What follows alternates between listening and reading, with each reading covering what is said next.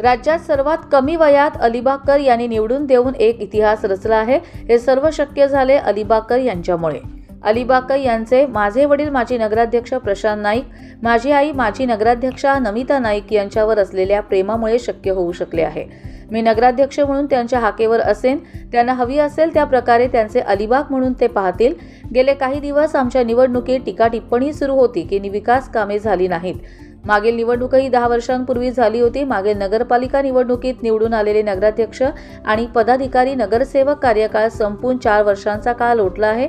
हा 4 वर्षांचा कार्यकाळ होता तो प्रशासक यांचा होता। या काळात नगरपालिका निवडणूक न झाल्याने अलिबाग हे 7 ते 8 वर्ष मागे गेले आहेत। आता निवडणूक झाल्यामुळे विकास कामे दिसतील। रस्ते, पाणी यांचा प्रश्न सोडवण्यासाठी प्रयत्न करू।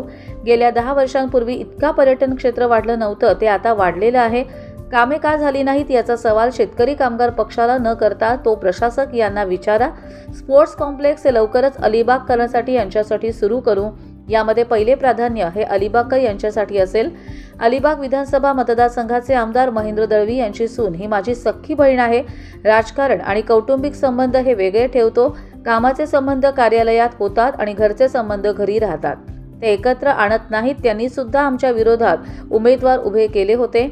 अलिबागकर यांना माहीत नाही की शेतकरी कामगार पक्षाने अलिबागकर यांच्यासाठी किती कामं केलेली आहेत आणि करत राहू।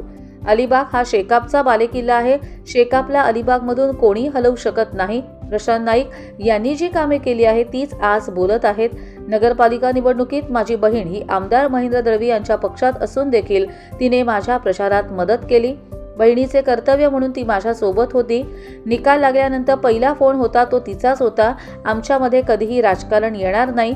विरोधकांचे काम विरोध करणे आणि आमची कामं ही करत राहू शेतकरी कामगार पक्षाच्या स्टाईलने। कर्जत लाईव्हसाठी अमोल कुमार जैन, रायगड।